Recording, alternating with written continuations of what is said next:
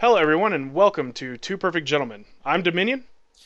And I'm the Promise, and tonight we're going to be talking to you fine folks about a little game called Diablo 3.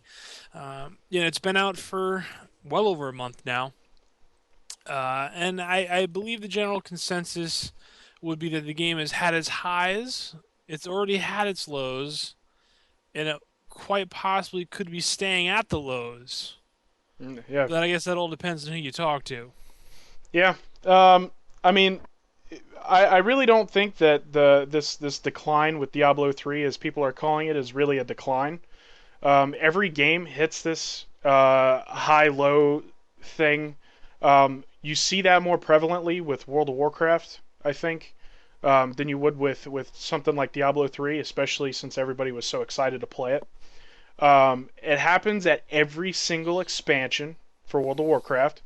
You'll have a login queue, and then, a month later, after people are like, well, I'm fed up with this shit, I don't like the way that this works, so on and so forth, they just go ahead and they quit the game. And the people that really do continue to enjoy the game continue to play. And there's really no high low. I think it's people played the game, it wasn't for them, now they're quitting. Yeah, yeah, and I'm going to disagree with kind of what you said because it really is a decline, and I don't think it's a bad thing. Uh, because of the annual pass, I think a lot of people who might not have normally played Diablo have the opportunity to play Diablo 3, which isn't a bad thing by any means. Hmm. Um, but I think that it was a lot of those people who were really upset with how the game turned out. Right. And I'm not saying that, you don't have the right to say that you're upset with how it turned out just because you're not necessarily a longtime Diablo fan. But you got the game for free. Shut the fuck up. No, I'm Yeah. kidding. Um, I'm kidding. But you did. You got it for free. So you don't like the game. You stop playing it.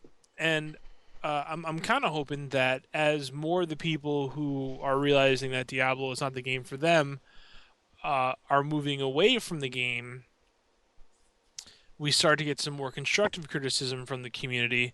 And when I say constructive, I mean criticism that can actually be applied to changes in the game, not some of these broad-based criticisms that really are just universally unapplicable to the game as it stands. It would require a whole reworking of the game, like Yeah. uh, what some of the people are saying that they want. So I'm hoping that as the player base narrows itself into a core group of players who appreciate this series, appreciate the game, and want it to get better, hopefully can influence the development community as well to push it in a direction where everyone's happy. Now, from a personal perspective, I'm going to say that I've taken kind of a hiatus from the game. And I think a lot of our friends have too. It seems like they're all logging in, but they're just sitting in the menus. Um, and I think a lot of that has to do with all of these, the changes that came out with 1.0.3. Um, I, I, for the most part, I like the game. Um, I when I first played through it, I was kind of depressed at the ending. I'm not gonna lie. Having Tyrael walk up these stairs, saying that he's gonna become brethren again, and that he's now the Angel of Wisdom, uh, to me is not cool enough. But again, I'm not what you would consider an old classic Diablo player. I prefer hardcore cinematics like you would get out of something like Final Fantasy. I know that's comparing apples and oranges here, but it's just personal opinion. Um, as far as the game's status goes, I agree with you completely, and the forum status, even the commentary. Reading through a lot of the forums, which by the way is where we get a lot of the topics that we talk about here. Reading through the forums, I'm seeing a lot of garbage. A lot of people that are coming up with the same issues over and over again. Diablo's boring. you guys should change this, you guys should change that, and like the promise was saying, that would require an entire change from a coding point of view, and I don't think that it's worth it to Blizzard. You guys bought the game. You've probably maybe a tenth of you have returned it, and uh, I would say probably a quarter of us still play it.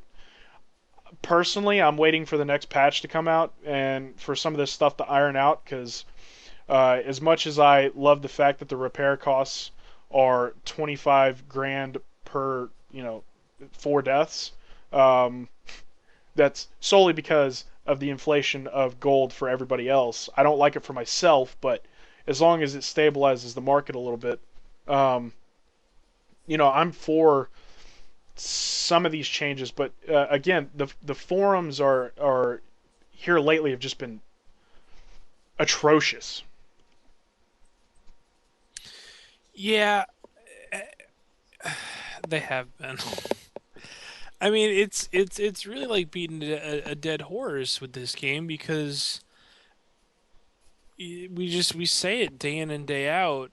These people are expecting something that's not there, and instead of making a constructive criticism or a constructive suggestion, it's just like they owe it to me to make what I want happen now. I believe you read that today, almost verbatim. Um, and it's ridiculous. And part of the problem is, and I believe I actually said this in the last podcast too, is that fundamentally Diablo 3 is a very different game from Diablo 2. Yeah.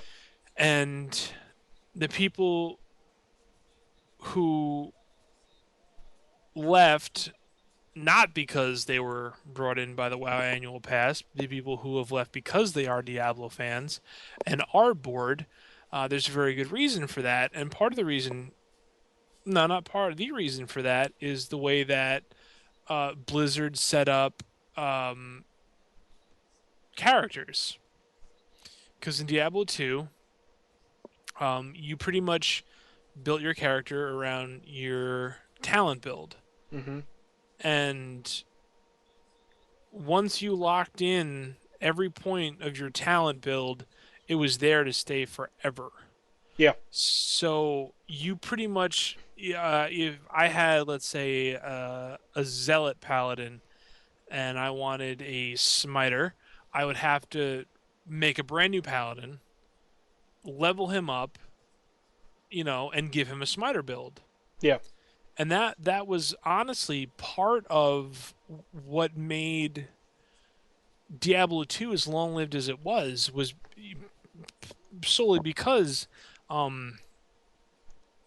you needed a different character for different builds, and with Diablo 3 you don't have that. You can change your builds on the fly, as it were.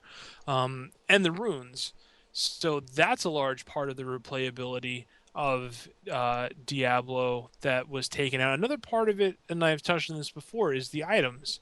And I know that they said that they are going to be completely retooling legendary items in patch 1. I don't think they actually committed to 1.3, but it might be 1.3. I don't remember.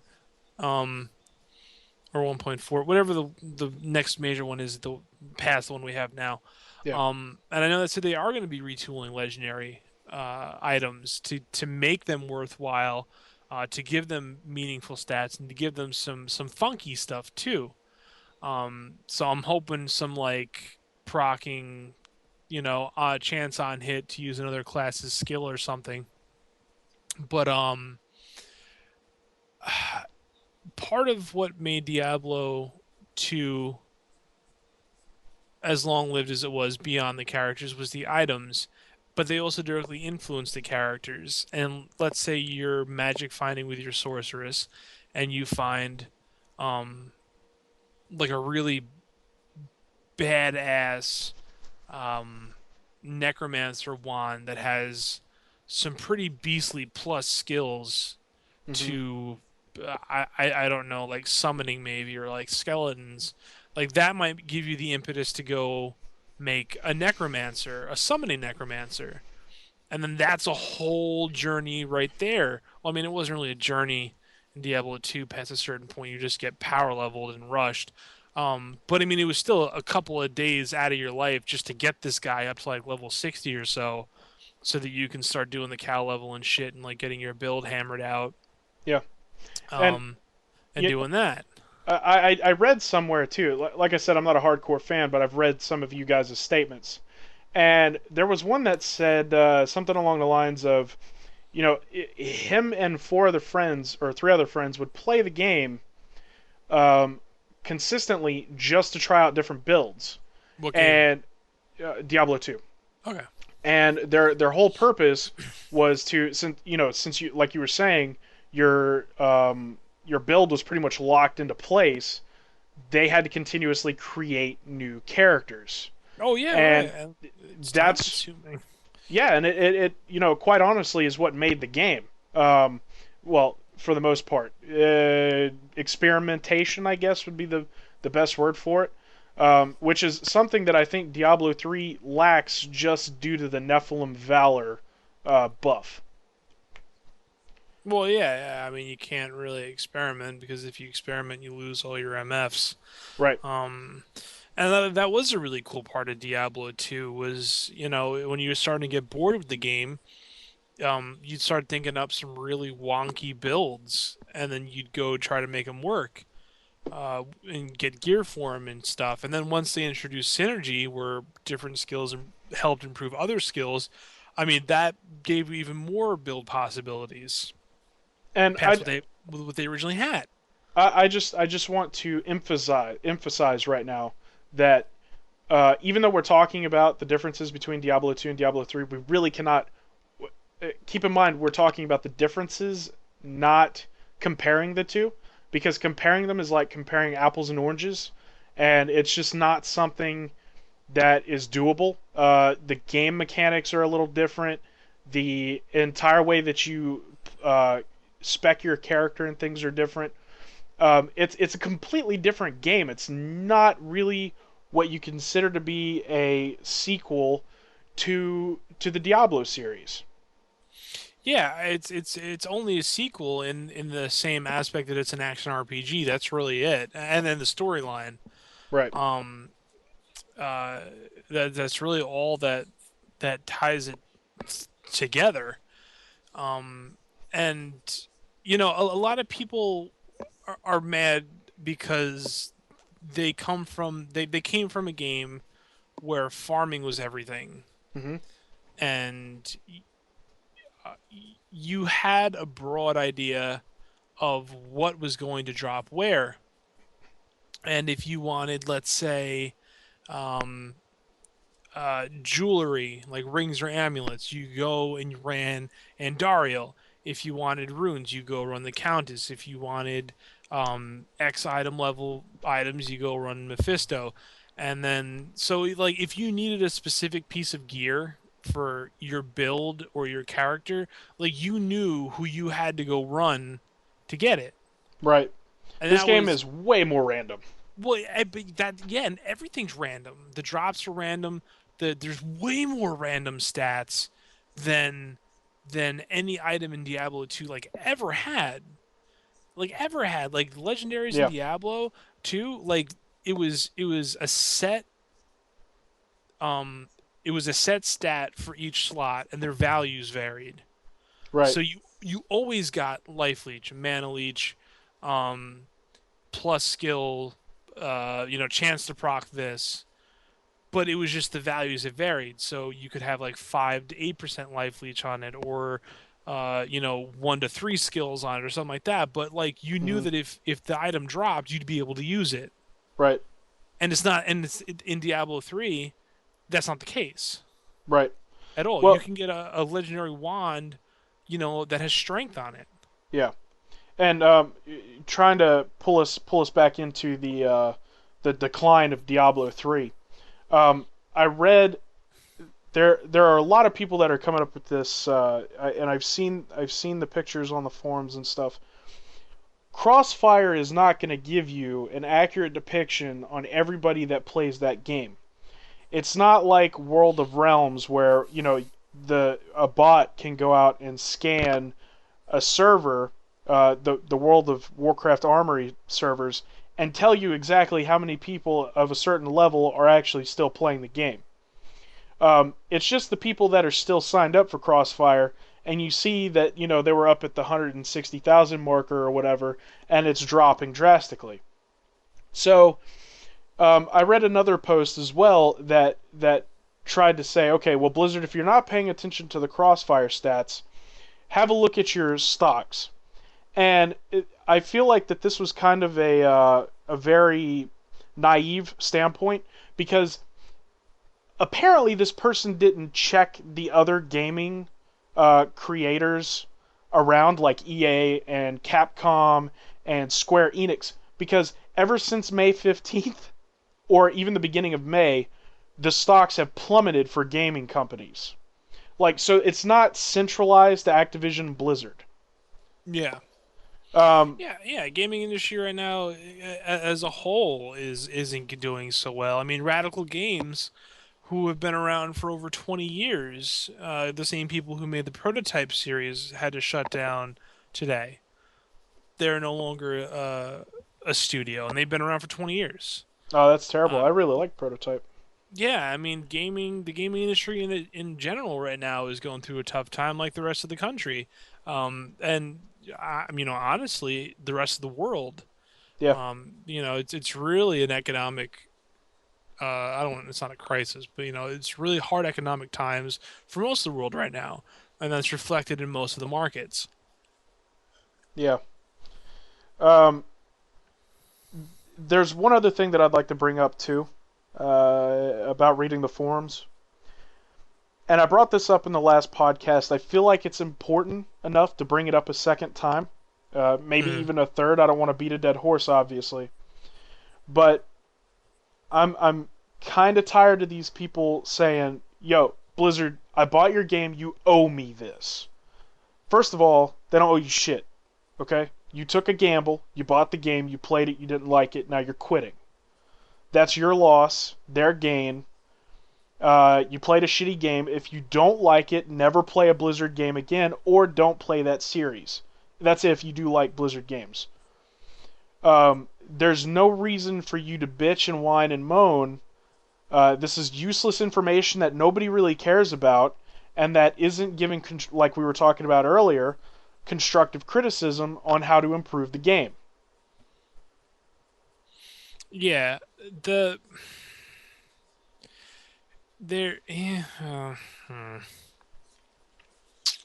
on one hand, I can empathize with them just because, as a former Diablo player, it is a bit of a letdown, and I can certainly see how they would feel like Blizzard owed them something. Yeah, Um, but that being said, I've been playing games long enough where I've experienced really abrupt paradigm shifts in series throughout yeah. my gaming career. Like one of my all-time favorite games. Actually, fuck that. My all-time favorite game ever is a game called Xenogears for the PlayStation 2, 1. Okay. And if you guys haven't played it and you're into RPGs, check it out in any form you can get your hands on it. It's a fantastic RPG, super long, super a great story. It's just a great game. And then uh, you know, Square announced that they had given the development over to a different studio who is continuing the series, and they came out with a second game called Xenosaga, I've which heard of was that. in Yep. which was in the same general universe. It was supposed to be a seven game series. Um, so it came out. It was for PlayStation 2, and I'm like, oh, fucking sweet. And the PS2 was still relatively new, so I was expecting really, great things.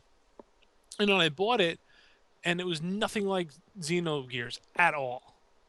it was nothing like it. Besides the fact that um, it was kind of like a live action combat system. Once you got into a fight, like there was no break. It was all real time. You had to like do combos and stuff. It was pretty cool. Which it was in Xenogears. But as far as everything else concerned, it was completely different. Just the storyline was different. Yeah. None of the characters were the same, which I kind of knew because I knew it was like in a different time period, whatever. Um, and I was really disappointed in it. As a result, I didn't play Xenosaga 2 or 3. Yeah. And like that's the way to handle it. You Yeah. just Exactly. you don't like this sudden paradigm shift, and so here's the thing: So, you arm yourself with that knowledge, and you don't and if play the they next one. yeah, and if they ever make a Diablo 4, you don't play it, Exactly. or Unless they then swallow up Runic games again. well they're not because I'm Yeah, I pretty know. sure Torchlight 2 is going to be pretty cool, um, but um, but that could apply to any Blizzard games that come out now. I think a lot of people are going to be taking upcoming Blizzard releases with a grain of salt Yeah. because they've been jaded by this experience. And they have no reason to believe that they won't be jaded by the next experience. Right. So I mean, like that's the way to handle a situation like this. Is they don't really owe you anything. Like they're going to work within their means to try to improve the game. To satisfy people. But they can't rework the game. They can't. Yeah, they As can't unrelease it. Yeah, and as much as you guys want them to, they can't make a Diablo 2. As much as I want them to, they can't make a Diablo 2. Um, you just have to take it as it is. But that being said, there are things they can do with Diablo 3, um, That could make it better. that could make it more fun. Yeah. Because like that's a huge bone of contention with a lot of people is that they play the game and they're not having fun because they're frustrated. Hmm. And that's super understandable because you have to farm champion packs now in addition to bosses. Everything's totally random. Yep. And in addition to it being totally random, some of these combos for the monster powers are out of control. And we touched on it kind of briefly in the last podcast, where you come up against like a vortex jailer desecrator arcane, and you just fuck, You're man. boned. Yeah. Yeah. That is bad news. At least I'm a monk and I can bubble out of it, but the rest of you guys are fucked. And that's not fun because it's difficult. It's not difficult. It's hard. And there's a really, whether you know it or not, there's a really big difference between something being Well, difficult and something being hard. this is where I'm going to have to disagree a little bit, because it's uncontrollable. Some of these attacks and things, they're complete, like Vortex, completely randomized, and so is Jail. So and so is Waller even. Um, some of us can get out of the Jailer. That's no big deal. If they're Vortex and Jailer and they Vortex you, and then you, like, for me as a barbarian, I could charge out of it, and then all of a sudden, like, they jail me and then drop a desecration under me, I'm fucked. Like, I Yeah. can't go anywhere. So, there in some situations, Blizzard has honestly made it impossible for you to get out. Uh, Well, yeah, I mean that's kind of like what I was saying. Like there is the difference between difficult and hard. Like difficult implies that you're going to be able to work past it. right. Hard is just it's a flat rate, and if you get one of those combos, like there's nothing you can really do to make it better because it's all RNG, Hmm. and you might, you know what, dude, that same pack that might chain jail vortex you into like a desecrator pack Right.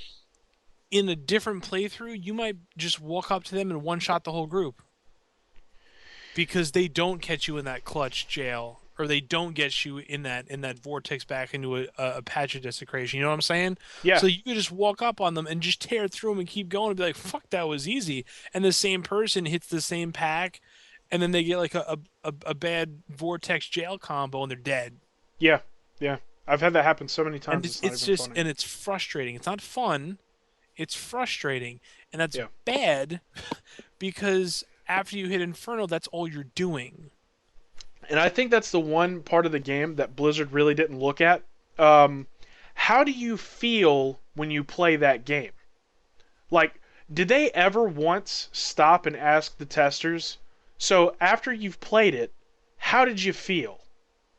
Like that is the one thing that I think that they really could have asked that probably would have saved the game. They probably could have tweaked a few things to make it feel better. And I'm using the word feel. If I were to type it out, it would be italicized and underlined. Yeah. Um, because being somebody that thinks with their gut myself, and with their emotions, I always feel a lot of things. So in this particular case, when I get caught in something like that, I feel like shit because you just completely trapped me, and I feel like there should be a way out, but because I couldn't find it, I feel like I'm a shitty player now, and that's extremely discouraging. It makes the game not fun. And when you die a lot, and you go to the repair guy, it just reminds you of how shitty a person you are. Like that's how I Yeah, feel about it. it's a hard value in numeric form and how bad you suck. Hmm. But and that's another big problem was that Diablo 2 wasn't that hard. You know, it because and I'm talking about Diablo 2 a lot, and it's only because Diablo 2 last is well no not last it's still going on 12 years strong. Yeah. People still play it on a regular basis, so it had to do something right. And the only reason I bring up Diablo 2 to the point that I do, um, is not necessarily because I love it, which I do. It's because there were a lot of things that Diablo 2 did that lent itself to that type of longevity that Diablo 3 doesn't have. And part of that is the difficulty level. Right. When I played Diablo 2, I never really got that frustrated when I was farming. Um, it was kind of I wouldn't say it was very exciting either. It was just kind of a mindless, over again, over again, over again. But it was at the same time, it was very easygoing, and just got really excited for the drops. Right. And you know, now you can spend like such a huge amount of time trying to download like a champion pack just to get like a level 55 belt. Yeah. See, that's one thing that I really don't agree with as far as randomization goes. If you're doing Inferno and you manage to kill a champion pack, especially with Magic Find gear on, and I know how difficult that has to be. Like, I can't do it myself, at least not yet. I probably could. I refuse to because I don't want to be frustrated with it, especially against really difficult packs. But Hmm. I it, if I kill a mob that's goddamn fucking near impossible to kill, I want loot that I can wear that'll help me progress through the game. You don't give me loot that I could have used in hell 5 levels ago. Yeah, and that's something that as people tend to not remember that same thing happened in Diablo 2. I didn't play it, Um, so yeah, well, but that's the thing though, is that it didn't matter yeah, because you weren't running entire acts for loot, you were running a boss. right, So like they had a constrained loot table, and at the same time that they might have dropped a very low level item, they might have dropped, maybe an equally low level legendary or a higher level item, but there was always something that was possibly worth it. Mm-hmm. Like that was the whole point, was that when a boss dropped loot, potentially you had something of use in that pile. Right. And it seems like a lot of the times, because like I've just been doing Act 1 runs on my monk because it's easy and it's fast, and I can get, pretty much a full inventory of rares in less than an hour. And I've only managed to sell maybe 4 or 5 of them on the auction house for any type of real money, maybe. Mm-hmm. And I mean, I don't know for sure, but I would assume that very few of them are actually off of the butcher, Right. or the warden. And like, that's kind of discouraging where, you build up your 5 stacks, you kill a bunch of champion packs, like, yeah, they're kind of RNG, but whatever, drop wise. And then you get to the butcher and then you take him down and then he drops shit. Right.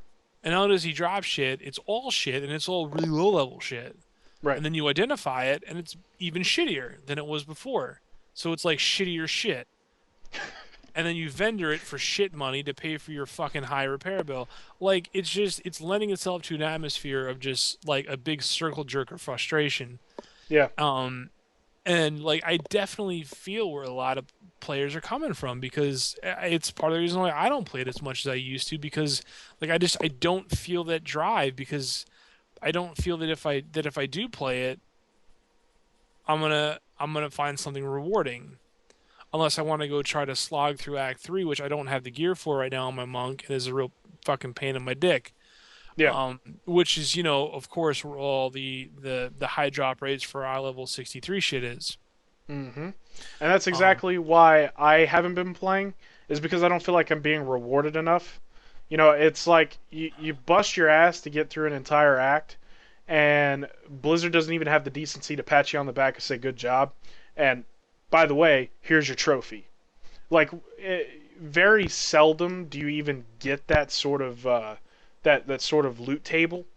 But when you do, it ends up being something that you can't use, and you end up selling it on the auction house anyway for 4 mil, which then goes to a weapon that you have to end up spending 20 mil for, and Yeah. all of those farming runs that you did through the butcher is now gone because you had to buy one weapon. Yeah, and it's a bummer because even some of the lower level legendaries in past games were usable at max level. And like, that was a part of it too, is that you could use legendary items that weren't like level requirements 70 and above. Mm-hmm. And like, that was pretty huge, because when you did find them, you knew that there was a place for them, there was a use for them. Right. Whereas in Diablo 3, when you find like a lower level rare, you might find someone leveling up to use it, but probably not, because it's all stat based now. So it doesn't really work out that way anymore, because people just want to hit level 60. They don't care about the gear they have in between. Right. And they I don't know. Like, I just feel like Blizzard moved away from a really stable model for success and completely rewrote it. Yeah, that's not the first time I've heard that. I read that a couple of times on the forums as well today. A lot of people were saying that, you guys had such a solid. It took you 10 years to tweak it out and make a game perfect, and then you stepped away from it. Yeah. And tried to create a completely different game with the same concept. And unfortunately, and I want to save this for another podcast, another time, but a lot of games are doing the same shit, where they come out with sequel after sequel after sequel, and then like they have this perfect setting down, and then they divert from it. Yeah. And and the originality comes out of it, and there's no creativity to it, in my opinion. But again, I'm getting off base here. The one thing that's really torquing my jaw here recently is some of these buying and reselling items on the gold auction house. So folks will buy it for like 100K and then resell the same item for a mil. Uh, I think this is again largely due to the fact that we are so overrun with gold on the auction house right now. Um, and I really wish that Blizzard would come up with a way for gold sinks that doesn't require punishing uh, the casual players like myself, the people that play multiple games, even if you're not casual and you play all games hardcore. But this one, you play once or twice a week to take a break from other games. It makes it really hard when you don't farm 24/7. Well, I'm gonna have to disagree with you on that one because that's no different from how the auction house was in WoW. It's the same as it is in any type of financial institution in life. Really, it's just you buy low and you sell high. That's just the way it is. And it's not there really isn't anything Blizzard can do about it. You can't punish someone for having good financial sense. That's just not how it works. If they're quick enough and they're smart enough to catch an opportunity and then capitalize on it, and to me, like that's good on them. They've made the most out of what they had. um and it is way easier to make the currency in Diablo 3 than it was in WoW. Mm, And it is a lot more dynamic. It's not just the mindless daily quest that you had to do in World of Warcraft, or trying to become a craftsman and selling your wares and whatnot. It really is a lot more dynamic because you're actually playing the game to make your money, which I think in and of itself is a large improvement from the World of Warcraft model for the auction house. However, I will say it again: the auction house has no place in Diablo, right. and I really wish they had not put it in at all. I missed the chat lobbies in BattleNet where you used to barter with people and haggle. Like that was really cool. Yeah. And they've taken that human aspect out of the game where it's all done through an auction house now. There's no more hopping in someone's game to throw a bunch of shit in a trade window and see what he'll go for. Right. Well, and I feel the same way about most of BattleNet 2.0. I feel like it's taking the human aspect out of all the games. A big Warcraft 3 player myself. Um, I used to love just logging into the game, hitting the C button. It takes you into a random chat room, and you could just talk to people. Or if you were in a clan, um, a lot of times they had bots going in there where you could do trivia, and you could Hmm. hang out with your buddies and have fun. Well, I feel like they've done the reverse. They want you to play the game more now and socialize less. I've also noticed ever since BattleNet 2.0, like the amount of friends that I make has substantially dropped. I used to make friends left and right, and uh, now I don't talk to that many people, um, Yeah. and I just feel like it's a bad design scheme for what I used to love about Blizzard games. Yeah, and part of that is because Blizzard took away the benefit of having more people in a game. Hmm. You used to want to join a public game that had a maxed out room, because that directly affected the item drops. Right. It also affected the monster difficulty and health. But the more people you had, the more drops, the better off you were. Right. Awesome. Now in Diablo 3, where everyone has their own individualized drops from monsters, and the fact that it really doesn't pay off to have shit harder than it should be, there really is no reason to group up with people unless you want to group up with that specific person. Right. But you're not going to go into a public room for the most part and just play with people. Because if you're trying to if you're trying to get on your grind, you're trying to get some items, you're going to roll solo, which was never the case before. But I mean, before they also had the cow level, which was super accessible and a great place to farm and get experience. And Right. like that was a really big aspect of bringing people together. Yeah, Um, and and you know what, huh? You know what though? Before we started our cast, I took a little peek into the Dota 2 betas that we got, yep. and you will be pleased to know that in the homepage for Dota is chat lobbies for each of the servers, Oh, thank God. so It's people can nice. talk to each other. So that was actually something really cool and something that I thought of when we were just talking about that, which is really neat. I like the fact that Valve harkened back to like that aspect of the game and then brought it into Dota 2. I think that's really cool. Yeah, yeah, I do too. Um, let's see. Well, what other? You know what? I got a topic. Okay. Fuck Jay Wilson. Jay. Okay. Fuck Jay Wilson in his fat fucking face. And I'll tell you why. Please. Because he decided to make some blue posts about how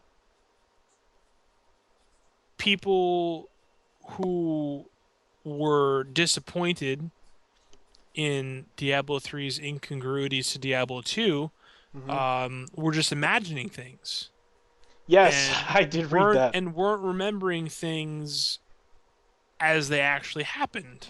Yes. Now, the funny part about what that statement says, fat face, is that nothing that anyone was saying in that thread was opinion based, it was fact based. And it's most of the stuff that I've said, which is, not locking in skills, not having set loot tables for bosses, not having set stats for items, moving away from skills and moving towards stats. All of this stuff is fact. You can't, there's no opinion. It either is or it isn't. So when you tell me that my memories of that game are unduly influenced by nostalgia and I don't know what I'm talking about, do me a favor and go fuck yourself. Yeah, I Okay? can Because agree with you you. know what? You're not Diablo. You're fucking Blizzard. You're not Blizzard North. You're just Blizzard. And you know what? You're probably not even Blizzard. You're probably fucking Activision Vivendi Blizzard, which makes you shit. So fuck you and fuck your game. Strong words. Yeah, and you know what? That's why I'll be playing Torchlight too, because at least those dudes are from Blizzard North, are from the original Diablo 1 and 2 dev teams, and know what they're doing. And Yeah, that's more than I can say for Jay Wilson because he took a perfectly fine franchise, decided to give it a reboot, and fucked up. And then had the gall to tell people they had no idea what the fuck they were they talking about. yeah that their memories serve no purpose other than to be wrong. Uh, Yeah, other than apparently to be whiny cunts or something. I don't know. Whatever. Bottom line, go fuck yourself, Jay Wilson. I hate you.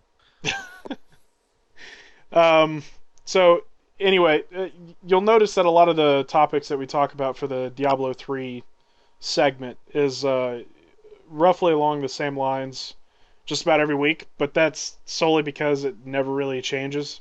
It's always going to be the same old bullshit. Um, when we start to find out, more of the positive changes, I think that this particular podcast segment will change. We're going to be doing a lot more, I think, um, especially with the amount of fun that I've been having doing this, and I'm sure that the Promise has too. No, Um, I fucking hate it. we love coming out to you guys and talking to you guys and venting a little bit and sharing our opinions, and we would really love for all of you to also share your opinions.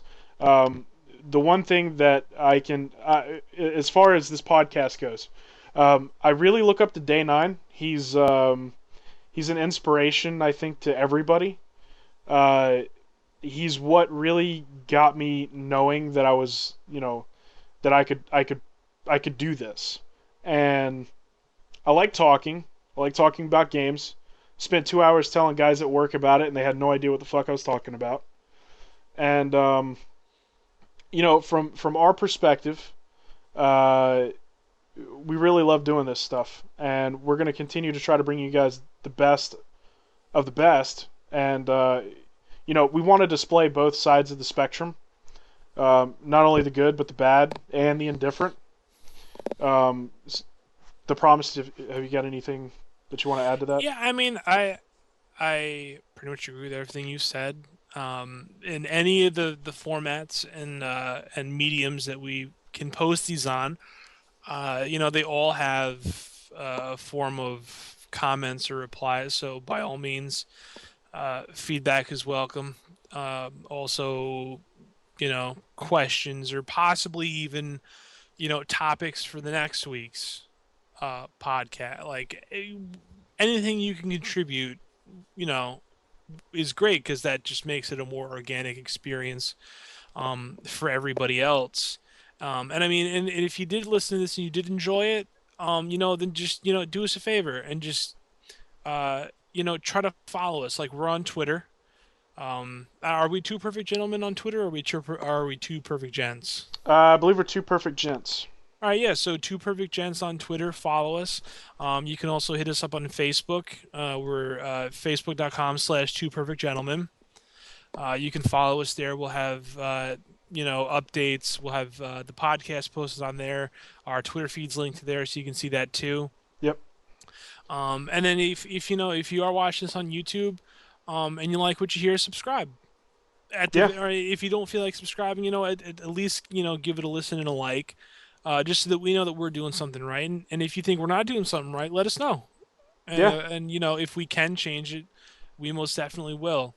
But like this doesn't work without you guys. So by all means, any type of feedback, it's greatly appreciated to make this as much a part of you as it is part of us.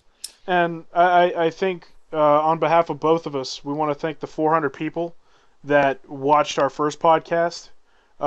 We were expecting much lower numbers than that. Much lower. Like much 6 lower. And my mom. Yeah. When we broke that 300 marker, I shrieked. I did. I shrieked, and I jumped for joy, and I text Corey immediately, or the promise, and I told him, I was like, dude, we just broke 300, and he was completely astonished himself. So we really want to thank everybody out there for listening. We're going to try to bring you quality, brutal truth every week. We're also currently trying to put together a new logo. It's in the works. Looks really good. Really looking forward to getting that out there so you guys can see that as well. And again, if you have questions, you want to talk to us or anything, Facebook, Twitter, even the YouTube channels we're keeping a close eye on, we'll respond. And there's no reason why we shouldn't. The more people that talk to us, the better off everybody is. It's a win-win situation. We like talking to people. We like talking, obviously. We spend an hour at least twice a week just talking about the games that we enjoy. I know right now it's just Blizzard games, but in between we'd like to do other things. And since we're trying to, for lack of a better term, quit our day jobs and focus more on this, because this is everything. Been playing video games since I was 6. Haven't stopped. I started with Ms. Pac-Man on the Atari, moved up to the Game Boy Advance. I mean, I've played everything. So, and I know that the Promise has done the same. And if there's anything else that you'd like to add to that, no, I mean, we do because we love it, and we are going to try to add more stuff. I know we're going to try to get into Mists of Pandaria a little bit when that comes out. I mean, we're both in the beta, but I'm personally burned out on WoW, so probably gonna have to wait until Mist actually drops to get any action going on that. And I know this weekend we're gonna be streaming Yes. live. Um, uh, it, I'm hoping that it's going to be for charity if we can get it to go through. If it can't, it's just going to be, two retards retarding their way through fun games on the interwebs.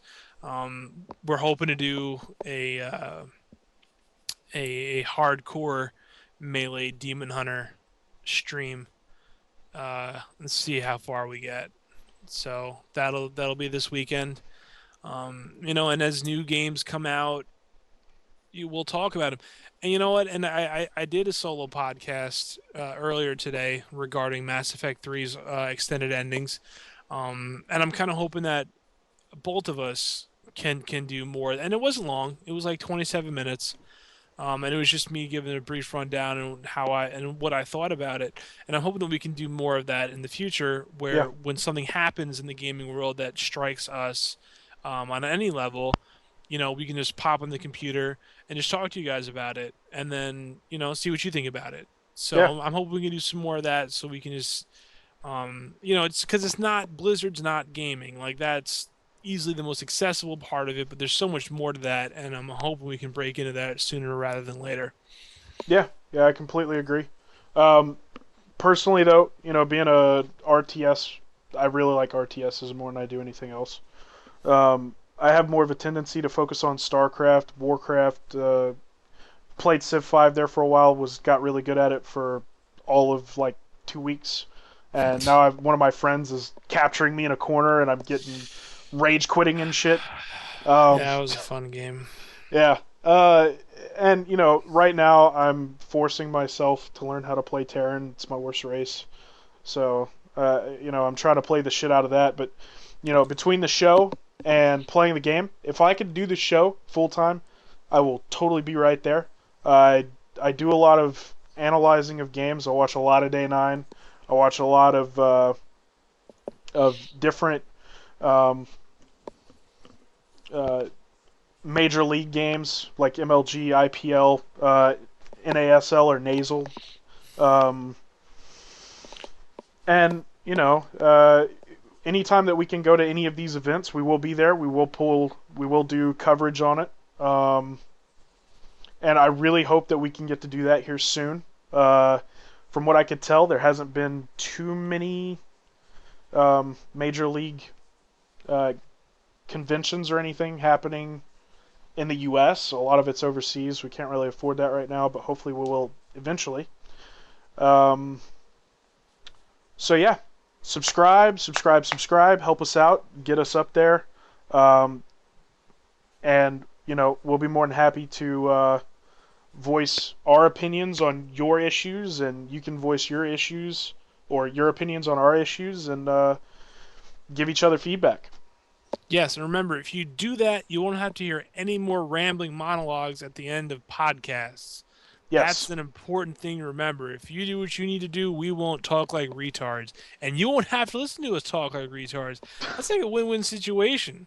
yeah, yeah, Because we don't get to act like retards, and you get to be happy with your ears. indeed. So, Indeed. on that note, I think we're going to draw this one to a conclusion.